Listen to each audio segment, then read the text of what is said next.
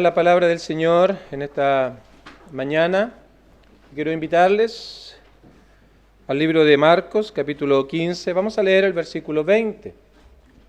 El Evangelio de Marcos, capítulo 15, versículo 20. Y a partir de este versículo entonces vamos a estar examinando un pasaje bastante amplio para nuestro entendimiento acerca de la obra de nuestro Señor.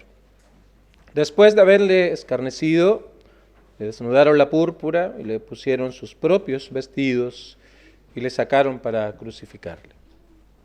Y nuestro tema entonces para esta mañana va a tratar acerca del camino a la cruz. Todo lo que estuvo ocurriendo antes de que finalmente el Señor fuera crucificado. El día domingo en la tarde estuvimos hablando acerca del domingo anterior al día en que Él fue crucificado, lo que se conoce como la entrada triunfal a Jerusalén, dando inicio entonces a este camino a la cruz. Lo hizo voluntariamente, mostrando que estaba al control de todo lo que estaba pasando. Y de acuerdo al libro de Marcos, capítulo 11 ahora, si vamos al capítulo 11 vamos a estar avanzando entonces por algunos pasajes para llegar finalmente al capítulo 15. Luego de aquel día, entonces, en la noche, nuestro Señor regresó a Betania, un lugar muy, muy cercano a Jerusalén. Y entonces, obviamente, viene el día lunes, y una vez más, el capítulo 11 nos provee que Él volvió a Jerusalén. Y al ver estas vergonzosas prácticas que se estaban llevando a cabo en el templo, Él comenzó a echar fuera a quienes lucraban allí, hacían negocio de la fe, convirtiendo la casa de oración en una cueva de ladrones. Y luego una vez más, el versículo 19 nos provee que salió de la ciudad de Jerusalén y eventualmente llegó a Betania de acuerdo a otros evangelios paralelos. Así que ya vamos en el día lunes. Llegamos luego al día martes y una vez más el Señor llega a Jerusalén y es confrontado por los líderes religiosos debido a lo que Él había hecho en el templo. Su autoridad estaba siendo confrontada, estaba siendo cuestionada. Eso lo encontramos en el capítulo 11, versículo 27 en adelante. Estamos en el día martes de esta semana que va a ser coronada ahora en el día viernes en la cruz del Calvario. También ese mismo día Mateo dice que estuvo enseñando muchísimo por parábolas o enseñanzas directas a quienes estaban a su lado. Y luego entonces llegamos al día miércoles. No pocos creen que fue este día donde Judas comenzó a conspirar de manera activa para entregar a Jesús por 30 monedas de oro.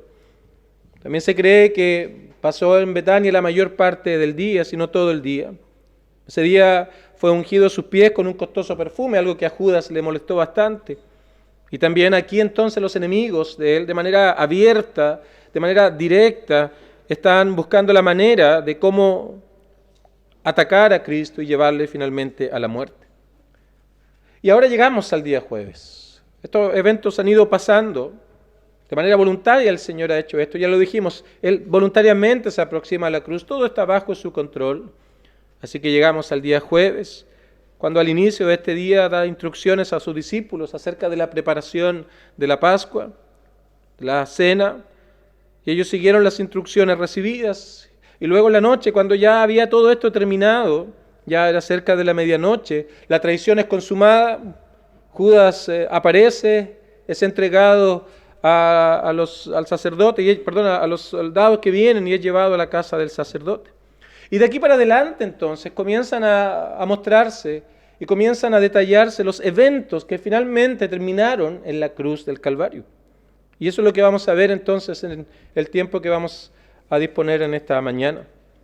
Así que vamos a ir a Marcos, capítulo número 14, para poder entonces ir viendo, avanzando en este camino hacia la cruz.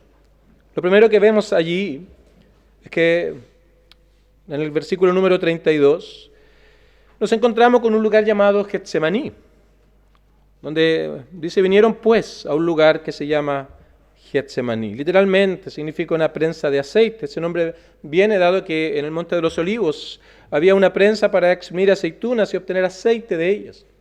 Así que ese es el contexto que tenemos aquí. Nuestro Señor va a este lugar que significa literalmente prensa de aceite, y luego añade en el versículo 32, y dijo a sus discípulos, sentaos aquí entre tanto que yo oro.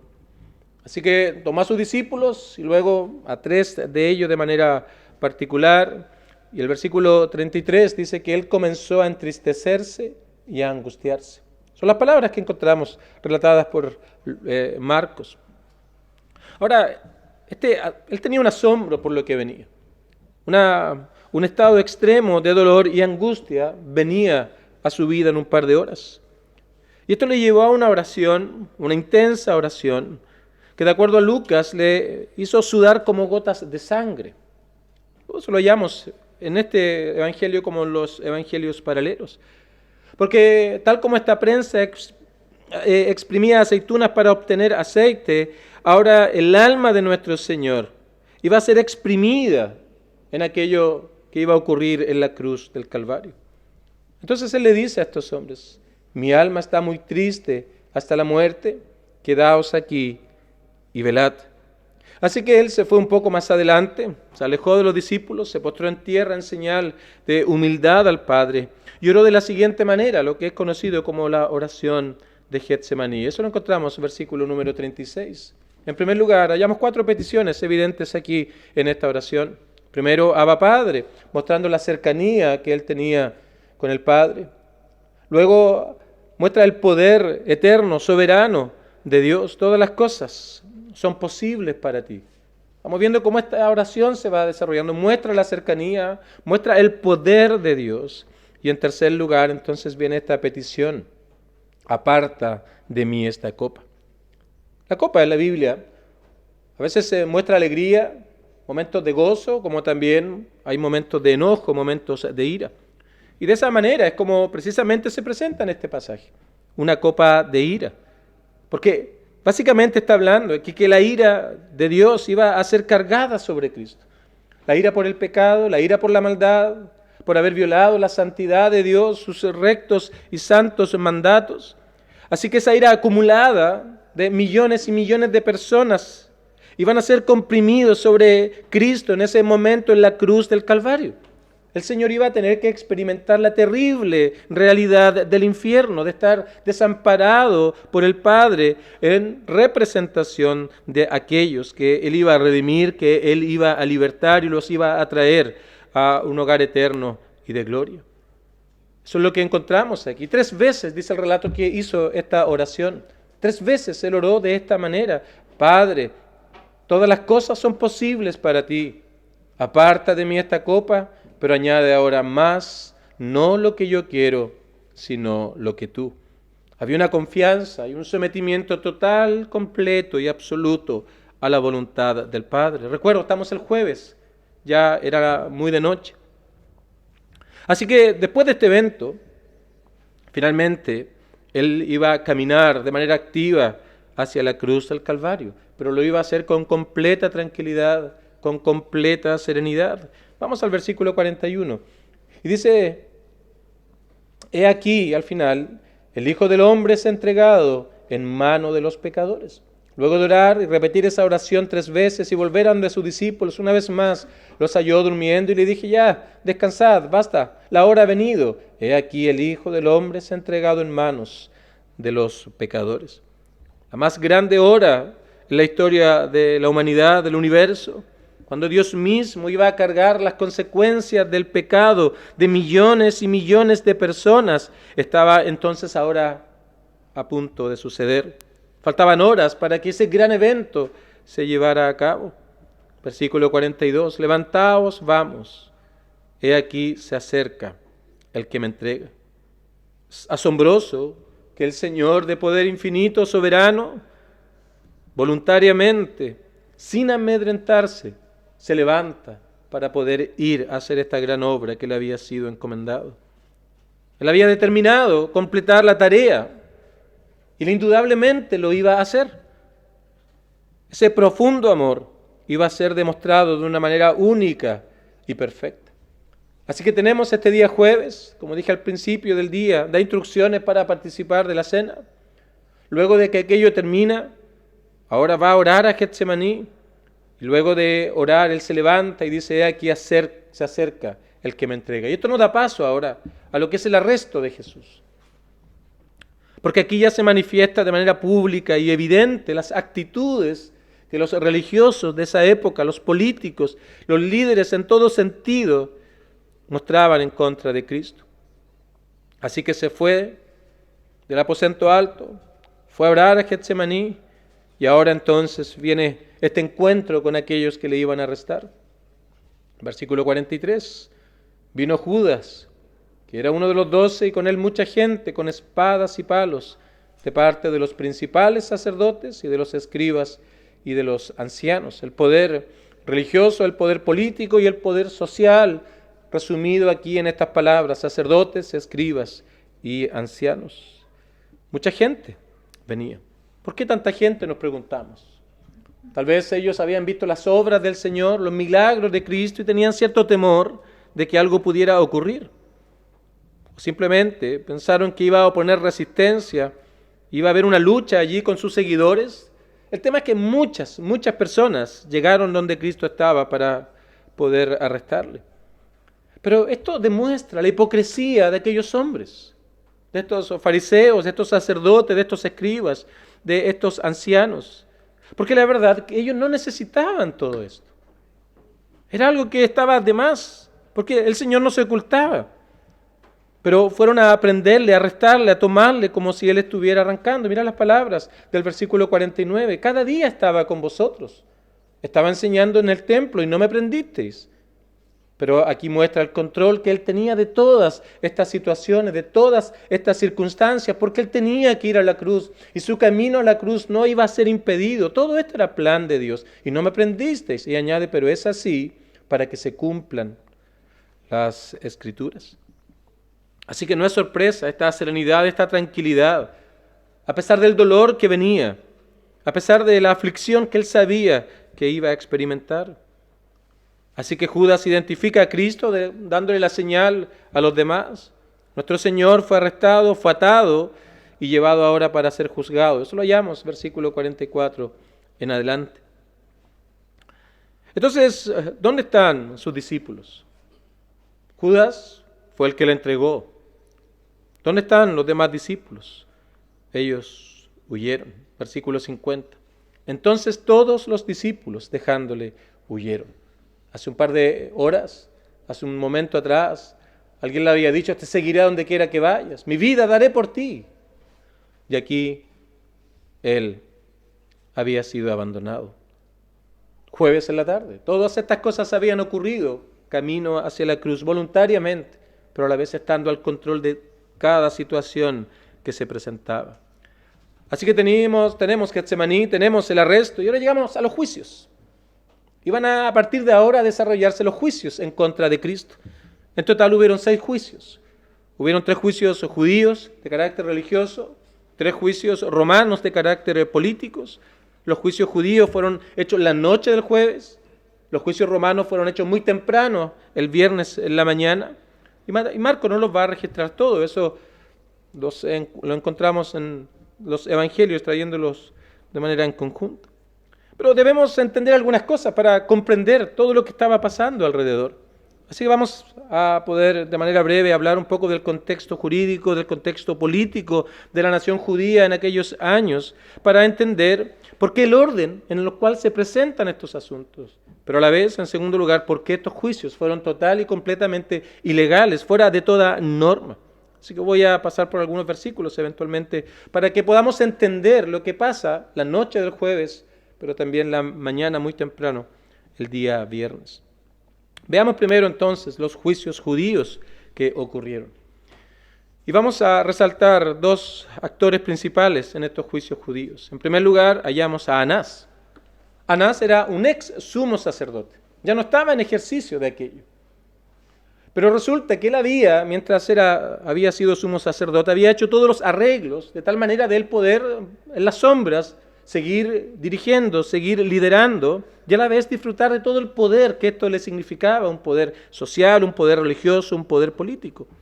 Así que primero lo hizo por sus hijos y luego lo hizo por Caifás, que era su yerno, quien precisamente era el sumo sacerdote en los tiempos en que Jesús fue juzgado. Caifás era el sumo sacerdote, pero Anás, que ya no lo era, se había preocupado de dejar todo preparado para él en las sombras seguir gobernando. Y esto se hace evidente cuando es llevado en primer lugar no a Caifás, sino a Anás. Y en segundo lugar, otro actor que tenemos es el Sanedrín, que era un tribunal que estaba basado en el consejo de ancianos que Moisés había llamado, donde son 70 más uno, el sumo sacerdote, 71, asegurando siempre una mayoría. Y tal como se presenta el Sanedrín en este pasaje que tenemos aquí, nos vamos a dar cuenta que se había formado de la manera como aquí se presenta, tal vez en el periodo intertestamentario, en esos 400 años de silencio que hay entre el último libro de la Biblia y el Evangelio según San Mateo. Habían sanedrines pequeños en cada ciudad, pero había uno muy grande, era la más alta corte en Jerusalén, lo que hoy día nosotros entendemos como la Corte Suprema tal vez.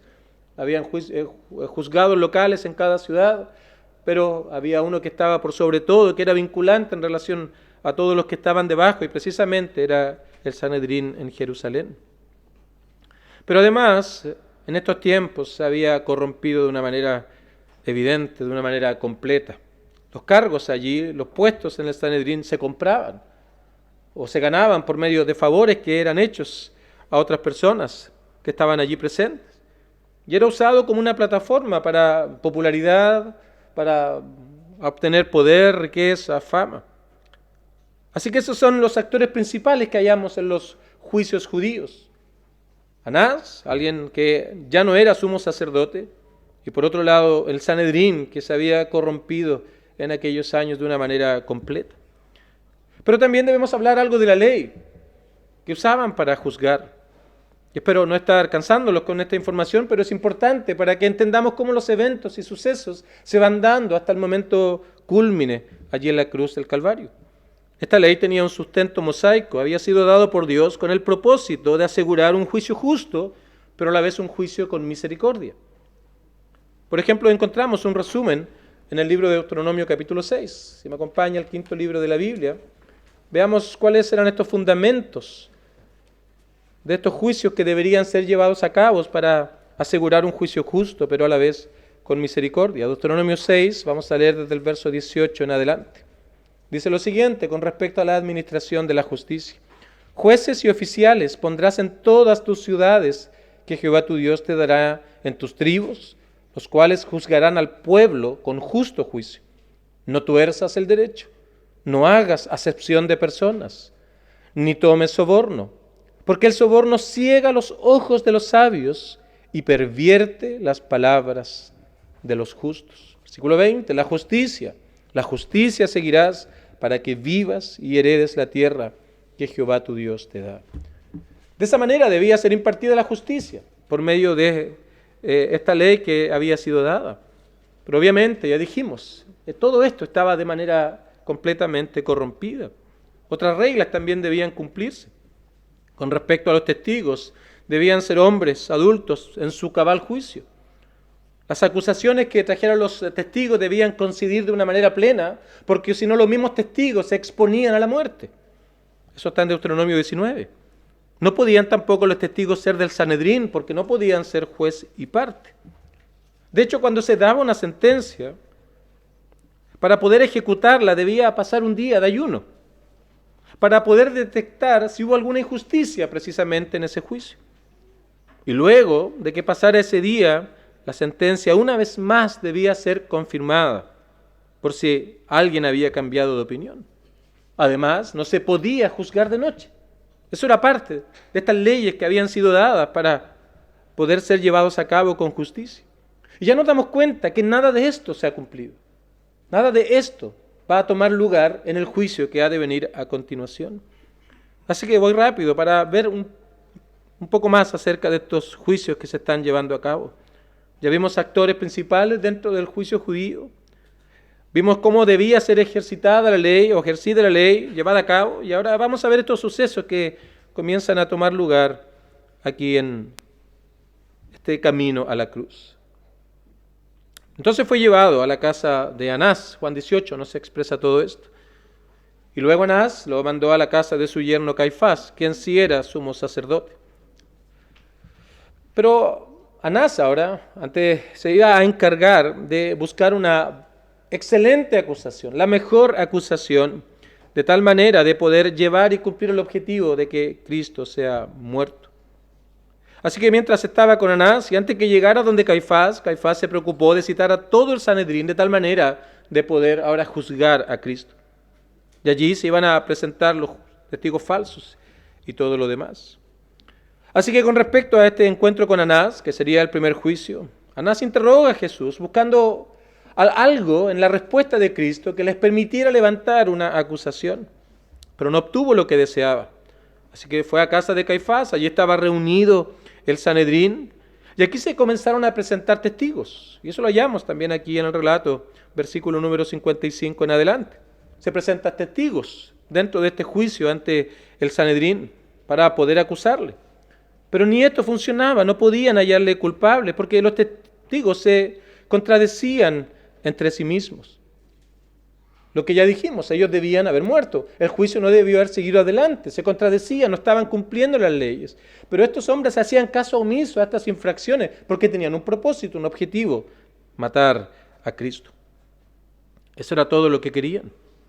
Entonces llegamos al versículo 60, porque el sumo sacerdote ya notó que los testigos no estaban siendo útiles, se contradecían, no lograban llegar a un acuerdo, dice el verso 59, pero ni aún así concordaban en el testimonio.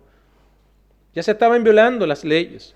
Así que al darse cuenta de esto, el sumo sacerdote, que era Caifás, se levantó en medio de ellos, dice el verso 60, y preguntó él ahora directamente a Jesús diciendo, ¿no responden nada que testifican estos contra ti?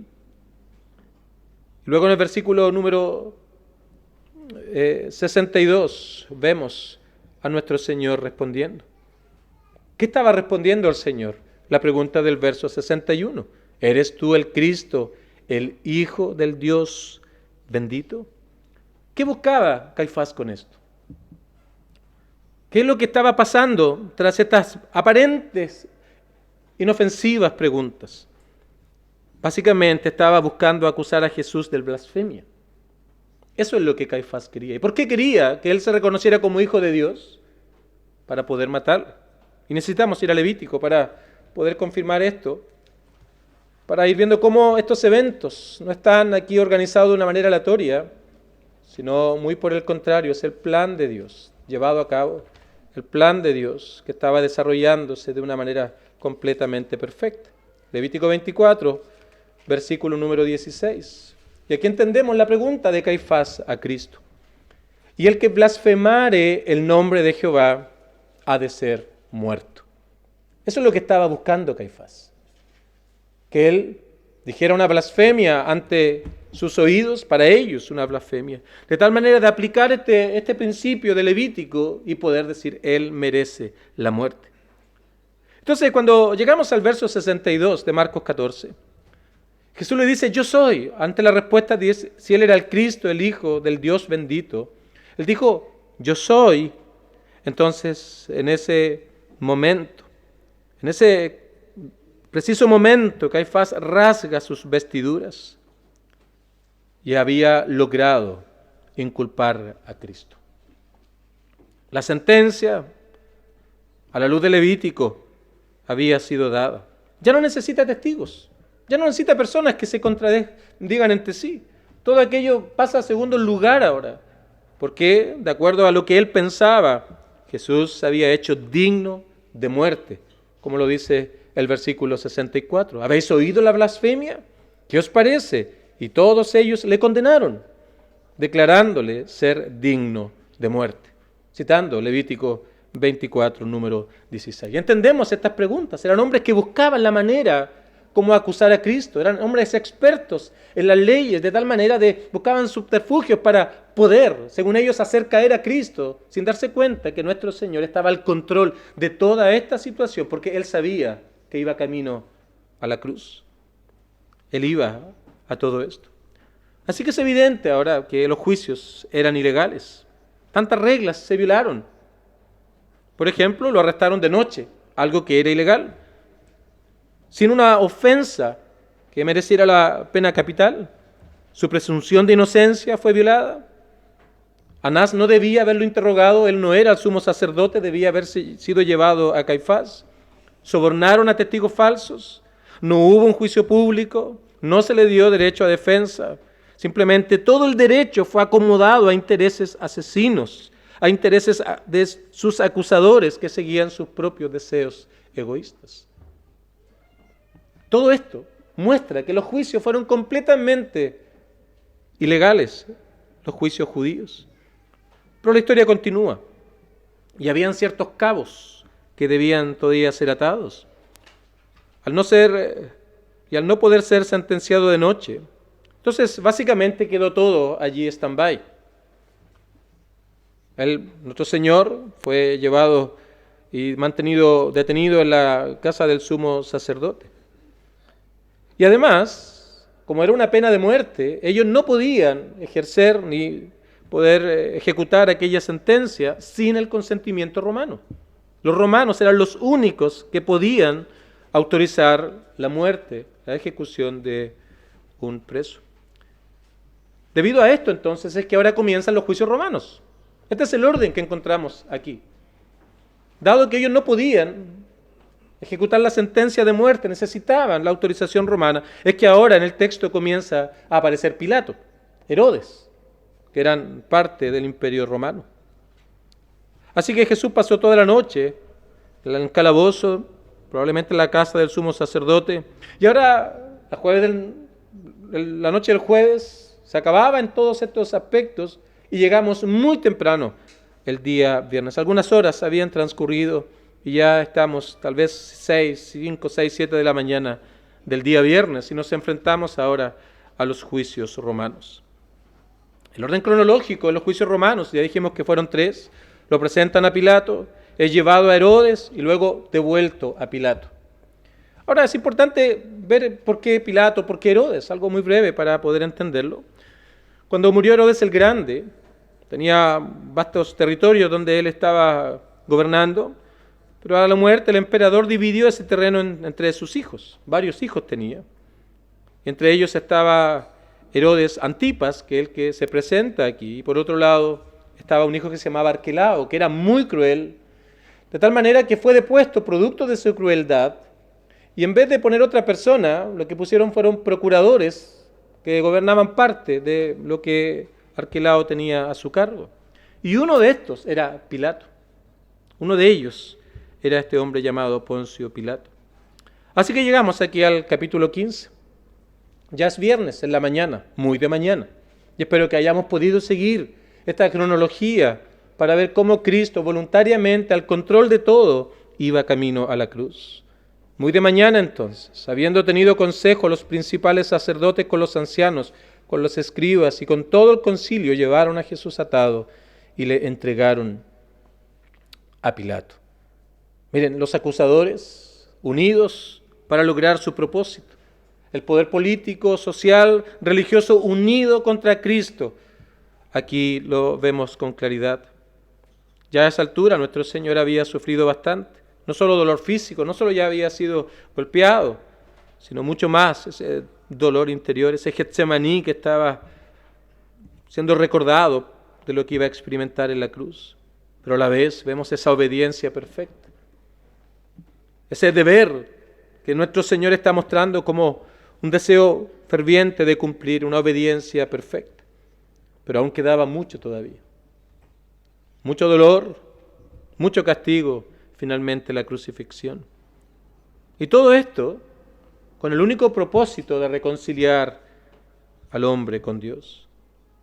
Entonces Marcos provee un resumen de estos juicios romanos que se hicieron muy temprano el día viernes. Insisto, el propósito es de los judíos poder ejecutar la sentencia de muerte que ellos habían dado, para lo cual necesitaban el permiso de los romanos. Pero todo lo que ocurría alrededor mostraba algo con claridad, la falsedad de los acusadores judíos. En primer lugar, vemos su hipocresía en todo esto, porque no quisieron entrar al pretorio, porque iban a quedar impuros, lo que les iba a impedir entonces hacer sus ceremonias. Estos hombres estaban completamente contaminados por la maldad y se conformaban con ceremonias, se conformaban con este tipo de cosas externas, para creer que eran seres especiales delante de Dios. Es una hipocresía tremenda. No quisieron entrar, se podían ellos perder su pureza. Pero a la vez mostraban su sagacidad. Porque Pilato les pregunta, ¿qué acusación traen contra este hombre? ¿Qué acusación? ¿Qué es lo que tienen que decirme acerca de este hombre? Pero ellos sabían que el cargo religioso que le habían dado, porque era por blasfemia, para los romanos no significaba absolutamente nada. Así que responden de una manera muy vaga, de una manera muy general, lo encontramos en relatos paralelos. Y ellos le dicen, mira, Pilato, si este no fuera un malhechor, no fuera alguien digno, ¿cómo te lo habríamos entregado? Ellos eran muy sagaces, poniéndose a sí mismo como un ejemplo de sinceridad, de veracidad, como diciéndole, hey, Pilato, míranos, hey, somos nosotros. Mira quién te está trayendo esta persona. ¿Crees que te traeríamos a alguien que no lo mereciera? Ninguna acusación había allí. Porque esa acusación religiosa para los romanos no significaba absolutamente nada. Pero la acusación, Lucas lo presenta, que se presentó delante de Pilatos, fue que estaba provocando una desobediencia civil, porque él se hacía llamar rey de los judíos. Estaba llamando a sublevarse en contra del imperio, en contra del César. Y aquí vemos también su malvado corazón. ¿Por qué? Porque ellos no reconocían la autoridad del César. Ellos no reconocían la autoridad del emperador.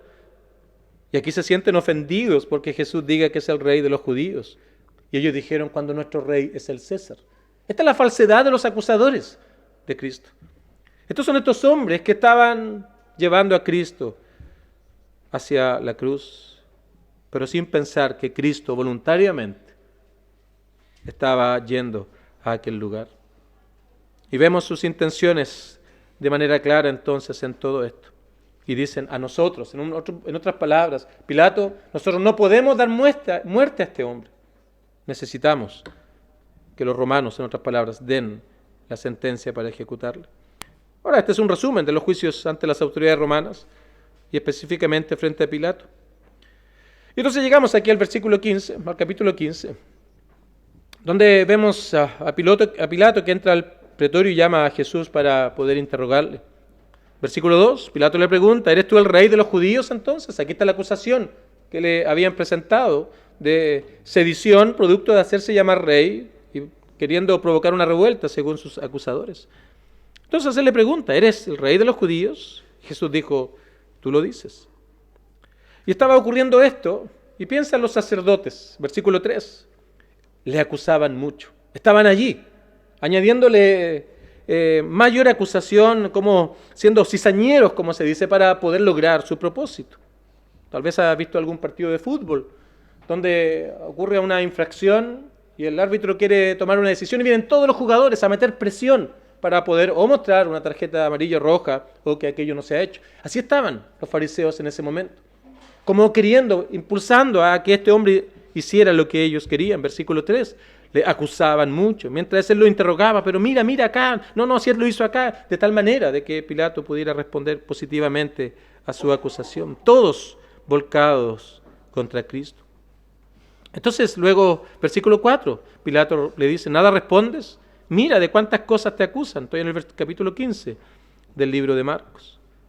Y luego, entonces, en Lucas añade algo que dice que Pilato dijo que no hallaba ningún delito en él. Así que, ¿qué hace? Pilato se da cuenta que podía pertenecer a otra jurisdicción, quiso quitarse este problema y lo manda a donde Herodes. Herodes, luego de castigarlo, al ver que no tenía mayor injerencia, lo mandó de vuelta a Pilato. Y aquí volvemos al tercer juicio, que está en el versículo número 6 en adelante. Y comienza entonces aquí a hacerse evidente que nuestro Señor va a ir a la cruz. Había una tradición en aquellos años, que en el día entonces se soltaba a un preso, el que ellos quisieran, eso es lo que está en el versículo 6. En el día de la fiesta les soltaba un preso cualquiera que pidiese. De tal manera que los judíos en el versículo 8 piden que esto se lleve a cabo. Y viniendo la multitud comenzó a pedir que se hiciese como siempre les había hecho. Todas estas cosas son las que están ocurriendo. Entonces, Pilato pensó, bueno, esta es la ocasión para poder pedir que suelten a Cristo. Está en el versículo 9. ¿Queréis que os suelte al rey de los judíos? Él no hallaba delito en Cristo. su opinión, él no era culpable. Él estaba ejerciendo una justicia romana y no había nada que era digno de muerte. Y tenemos a este hombre al cual ellos estaban pidiendo, era un hombre llamado Barrabás, preso con sus compañeros de motín, versículo número 7. Este era un fanático judío que había asesinado luchando para conseguir la libertad de los judíos del yugo romano. Esto es importante, porque curiosamente, por lo mismo que acusaban a Cristo de ir en contra del imperio, pedían soltar a un asesino como Barrabás. Completamente, algo extraño en todo esto, completamente sin sentido. Por lo mismo que odiaban a uno, estaban mostrando un aparente amor a otro. Uno peleaba para su beneficio, otro lo hacía por amor a otros. Estos hombres eran completamente inconsecuentes, quienes acusaban a Cristo, con total incongruencia, con nula consecuencia en todo esto. Son palabras que están aquí, que vemos la falsedad de toda la acusación que se estaba levantando. Entonces viene el versículo 12, ahora ya vamos a ir terminando. Respondiendo Pilato, entonces les dijo otra vez: ¿qué queréis que haga del que llamáis rey de los judíos? ¿Qué queréis que haga con él? El versículo 13, piensa en ese momento, todo lo que había pasado hasta este momento, todo lo que había ocurrido, los juicios, los golpes, los azotes, Herodes lo había castigado, todo aquello ya había sido por horas. Habían querido libertar a un hombre que estaba acusado bajo las mismas cosas por las cuales estaban culpando a Cristo. ¿Qué queréis que os haga entonces con este rey de los judíos? Y mira el versículo número 13. Piensa en esos hombres, esas multitudes a gran voz diciendo: crucifícale, crucifícale. Quienes 4 días atrás le decían: Hosana, bendito el que viene en el nombre del Señor, con vítores, con alegría, con alabanza. Ahora ellos simplemente abrían su boca con dureza y fuerza para decir: crucifícale. Ese deseo de verle morir le hacía gritar cada vez más fuerte. Versículo 14. Ellos gritaban aún más. Nada iba a callar a esta multitud de lograr el propósito que ellos tenían: dar muerte al Señor. Así que Pilato se muestra a sí mismo también aquí, queriendo satisfacer al pueblo, a pesar de la injusticia que vio. Él no quiso perder el favor del César, lo que le iba a llevar a perder su poder, su estatus, su fama y todo lo demás. Así que no veamos a Pilato como alguien sincero, como podríamos pensar al ver lo que vemos acá. Él actuó de acuerdo a lo que más le convenía simplemente y torció el derecho, sabía que no debía ser hecho con tal de beneficiarse a sí mismo. Así que una vez más nuestro Señor fue golpeado. Eso lo encontramos a partir del versículo 17.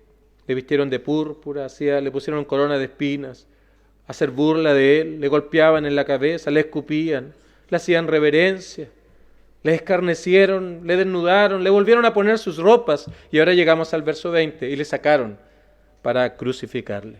Y aquí ahora vamos directamente hacia la cruz. Versículo 21, Simón lleva la cruz. Jesús llevaba la cruz, pero de acuerdo por aquellos duros castigos que recibió, era imposible que lo llevara. Así que las normas romanas podía y permitía que otras personas llevaran la cruz. Así que le pidieron a un hombre llamado Simón de Cirene. Versículo 22, le llevaron a un lugar llamado Gólgota, que traducido es lugar de la calavera. Y llegamos al versículo número 25. Era la hora tercera cuando le crucificaron. Las 9 de la mañana fue la hora de la crucifixión de nuestro Señor, un día viernes. Versículo 26, aquí está el delito por el cual se le acusaba: el rey de los judíos. Y muchas cosas pasaron aquí. En primer lugar, lo que nuestro Señor fue a hacer a la cruz del Calvario era hacer un pago completo y un pago consciente de lo que, o un acto consciente de lo que hacía.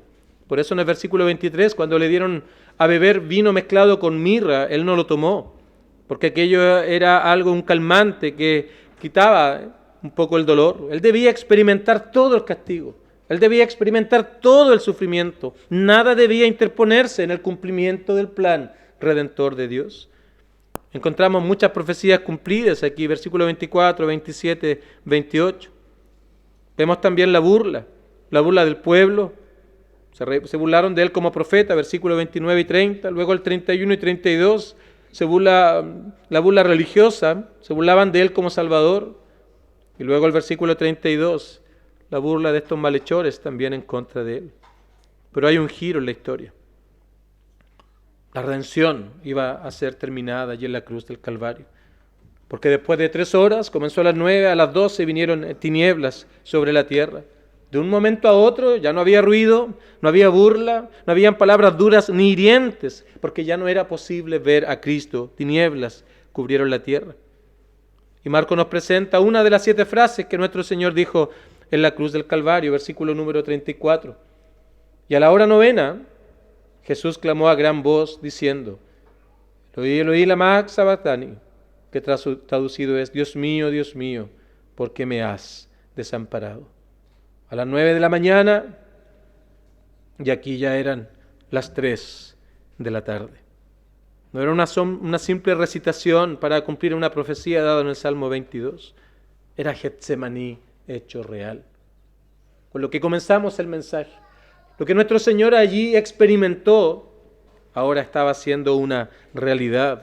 Getsemaní hecho real, porque me has desamparado. Nuestro Señor allí estaba experimentando la separación que produce el pecado, la eterna separación de nuestro Dios. Consumado es, fueron sus últimas palabras. Y entonces, esas 6 horas terminaban. Cuando la ira de Dios fue cargada sobre Cristo, todo había sido pagado, todo había sido hecho. Nuestro Señor entonces dice, consumado es. Verso 37, que más Jesús ahora, dando una gran voz, expiró. Nuestro Señor, a las 3 de la tarde aproximadamente entonces, ha muerto. Estos son los eventos que encontramos camino a la cruz. Y vemos aquí ya la cruz habiendo terminado. El plan de redención había sido cumplido. El plan eterno de salvación, la obra redentora, había finalizado. Quiero concluir con 2 eventos que Marcos nos también presenta en su relato. Hay más descrito en otros evangelios, pero simplemente quiero venir a Marcos para mostrar 2 grandes eventos que ocurrieron aquí. Versículo número 38. Entonces el velo del templo se rasgó en 2 de arriba a abajo. Y versículo 39. Y el centurión que estaba frente a él, viendo que después de clamar había expirado así, dijo, verdaderamente este hombre era hijo de Dios. En primer lugar, el velo había sido rasgado, en señal de que ahora el hombre tenía un camino para poder ser reconciliado con Dios. Al momento de morir, de arriba abajo, el vuelo fue cortado en dirección del cielo hacia la tierra, mostrando que ahora hay acceso a Dios. Podemos ser reconciliados con Él, pero ese único camino es el camino que Dios trazó del cielo a la tierra. Cristo se humanó, tomó una naturaleza humana, vivió una vida perfecta y luego fue a la cruz del Calvario para poder entonces el hombre tener esperanza de vida eterna. Hay acceso a Dios, podemos estar en comunión con Dios, podemos ser reconciliados con Él. Pero inmediatamente vemos los efectos de todo esto en el versículo 39. Este hombre que había estado golpeando allí, había participado activamente de todo lo que acabamos de presentar, de los golpes, de los azotes, de la crucifixión. Este hombre estaba había sido un testigo presencial de todo esto. Pero él reconoció ahora que verdaderamente este hombre era hijo de Dios. La conversión de un gentil, mostrándonos ahora que la salvación no es solo para un grupo étnico, sino que la salvación es para todo tipo de personas, de toda nación, pueblo y lengua. Así que, queridos amigos, esto nos muestra la esperanza que tenemos en el Evangelio. No hay nadie que esté fuera del amor de Cristo. No hay nadie que no pueda recibir el amor de Cristo siempre y cuando vengas, de acuerdo a lo que la palabra del Señor nos dice, en arrepentimiento y confiando en Cristo, que todo lo que Él hizo, que toda la obra que Él hizo en la cruz del Calvario, todo lo que Él tuvo que experimentar, es el único camino, la única forma de poder estar en comunión con Dios, de estar a cuentas con Dios. Así que te arrepientes de tus pecados. Aquellos que llevaron a Cristo a la cruz del Calvario y ahora confías en que todo lo que Cristo hizo es suficiente para que tú puedas tener comunión con Dios. Queridos amigos, este es el evento más grande que tú puedes conocer. Es inigualable el amor de nuestro Salvador. Cuánto Él tuvo que experimentar para poder dar perdón gratuito, para salvarnos, para transformarnos, para hacernos una nueva vida. Esto realmente es amor como cantábamos. Este es un excelso amor profundo, verdadero. No hay nada, absolutamente nada, como el amor de Cristo reflejado allí en la cruz del Calvario. De este amor hoy hablamos. De este amor hoy cantamos. De ese amor que el Salvador dio a pecadores indignos. Y nos preguntamos, ¿quién es el hombre para que el Señor viniera a esta tierra? ¿Quién es el hombre para que Él se hiciera humano, tomara las limitaciones humanas sin dejar de ser Dios, sufriera y muriera llevando este terrible castigo, estos juicios injustos, pero voluntariamente lo hizo para precisamente poder salvar al hombre? Si dudas del amor de Dios, simplemente mira el Calvario. Medita en estas cosas. Piensa en todo lo que Él tuvo que experimentar. Si en algún momento osas dudar del amor de Cristo, simplemente pon tu mirada en el Calvario. No vas a encontrar nada en la historia de la humanidad como esto. Este es el mensaje del Evangelio. Todo el corazón de Dios está aquí. Su santidad, su justicia, su amor. Pero también, si tú vienes delante del Señor, insisto, si tú vienes delante de Él en arrepentimiento y fe, la Biblia dice que Él te recibirá, te hará su hijo, te perdonará, te dará una nueva vida, pero todo esto simplemente es por lo que Cristo hizo un día en la cruz del Calvario. De esto vamos a cantar, de esto vamos a hablar. Cristo, nuestro amado y glorioso Salvador. Que el Señor nos ayude a todos.